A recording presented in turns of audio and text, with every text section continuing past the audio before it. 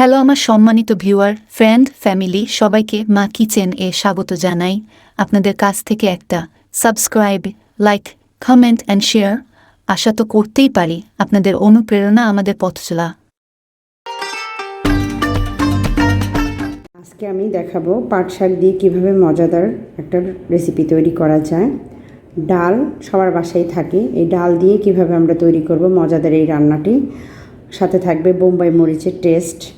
আমরা তো জানি বোম্বাই মরিচ খুব সুন্দর একটা স্মেল দেয়। এই ডালের সাথে পাট শাকের সাথে বোম্বাই মরিচের কম্বিনেশনটা যে কতটা টেস্টি সেটা আপনি এই রেসিপি তৈরি করে না খেলে বুঝবেন না।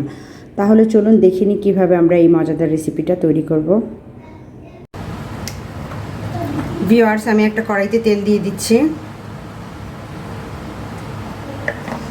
প্রথমে আমি অল্প পরিমাণে তেল দিচ্ছি, যেহেতু এই রান্নাটাতে বাগার যাবে তাই প্রথমে তেলটা কম দিতে হবে। পেঁয়াজ দিয়ে দিব আমি এখানে একটা।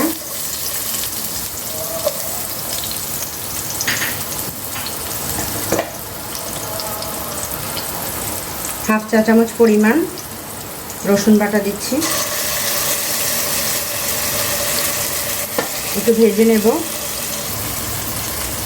এবার এর সাথে আমি দিয়ে দেব হাফ কাপ পরিমাণ মুগ ডাল। আপনি চাইলে এটাতে মশারির ডালও ব্যবহার করতে পারেন।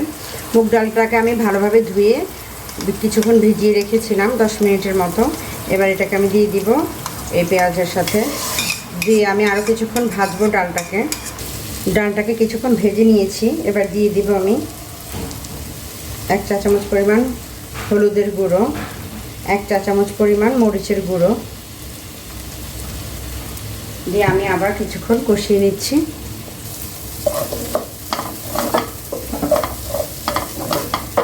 পানি দিয়ে দিব এখানে 1 কাপ পরিমাণ।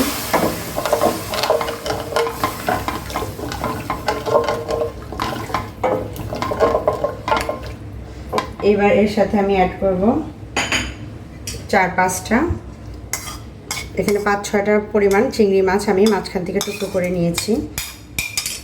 আপনি চাইলে চিংড়ি ছাড়াও রান্না করতে পারেন। শুধু ডাল দিয়েও কিন্তু এই পাট শাকের রেসিপিটা খুবই টেস্টি হয়। এবার ডালের যে পানিটা আছে এটা শুকানো পর্যন্ত অপেক্ষা করব।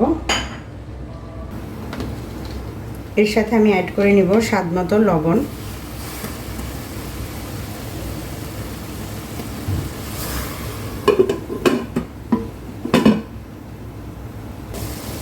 ভিউয়ার্স, ডালের মাঝে খুব সুন্দরভাবে তেলটা উঠে গেছে, দেখতে পাচ্ছেন।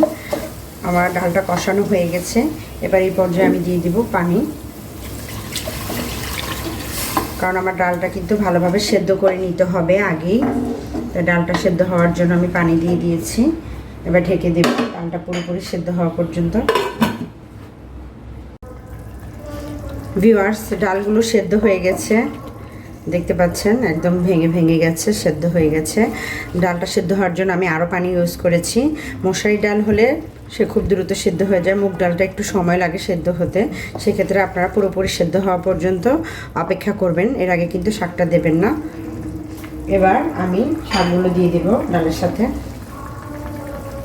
শাকটাকে আমি আগেই বেছে রেখেছি, ভালোভাবে ধুয়ে পরিষ্কার করে রেখেছি।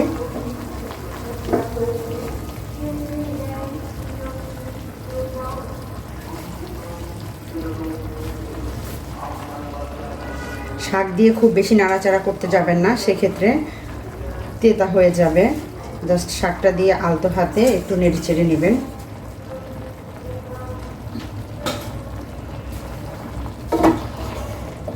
একটু মিক্স করে দিচ্ছি আমি।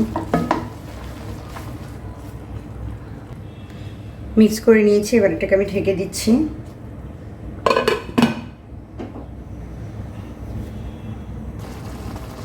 ভিউয়ার্স, শাকটা দিয়ে কিন্তু খুব বেশিক্ষণ রান্না করা যাবে না, এতে করে শাকটা তেতো হয়ে যাবে, টেস্ট ভালো আসবে না। আমার শাকটা প্রায় হয়ে এসেছে। এই পর্যায়ে আমি দিয়ে দিব একটা বোম্বাই মরিচ। আমি কিন্তু এর আগে কোনো কাঁচামরিচ ব্যবহার করিনি, কারণ এই শাকের বোম্বাই মরিচের টেস্টটা কিন্তু খুবই ভালো লাগে। আমি চেষ্টা করি সবসময় এভাবে রান্না করার জন্য।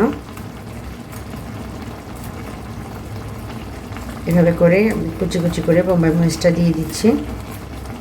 এতে করে খুব সুন্দর একটা স্মেল আসবে আর খেতেও খুব ভালো লাগে। যে যেরকম ঝাল পছন্দ করেন সেরকম দিতে পারেন। অনেকে খুব বেশি ঝাল খায়, সেক্ষেত্রে আপনি বোম্বাই মরিচটা বাড়িয়ে দিতে পারেন। এই একটা উপাদানেই কিন্তু এই শাকের স্বাদটা পুরোপুরি চেঞ্জ করে দিবে।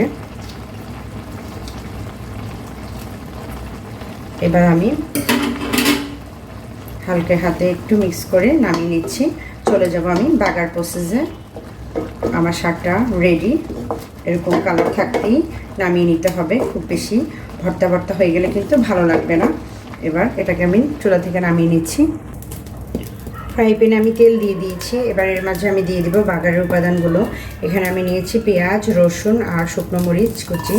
এই সবগুলোকে ভালোভাবে ভেজে নেব। ভিউয়ার্স, আমার বাগারটা রেডি হয়ে গেছে। এবার এটাকে আমি নামিয়ে নিচ্ছি চুলা থেকে। দিয়ে দিব শাকের মাঝে।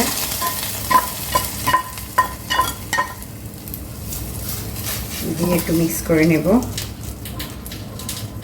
খুবই চমৎকার স্বাদের এই রেসিপিটা, সবাই বাসায় ট্রাই করবেন, না হলে বুঝতেই পারবেন না কিন্তু টেস্টটা কেমন। খুব সিম্পল উপাদান দিয়ে কিন্তু খুব মজাদার একটা খাবার হচ্ছে পাট শাক দিয়ে ডাল রান্না। আশা করি রেসিপিটি সবার ভালো লেগেছে। ভালো লাগলে আমার চ্যানেলকে সাবস্ক্রাইব করবেন। সবাই ভালো থাকবেন, সুস্থ থাকবেন। আল্লাহ হাফেজ। হ্যালো আমার সম্মানিত ভিউয়ার, ফ্রেন্ড, ফ্যামিলি সবাইকে মা কিচেন এ স্বাগত জানাই। আপনাদের কাছ থেকে একটা subscribe, like, comment and share আশা তো করতেই পারি। আপনাদের অনুপ্রেরণা আমাদের পথ চলা।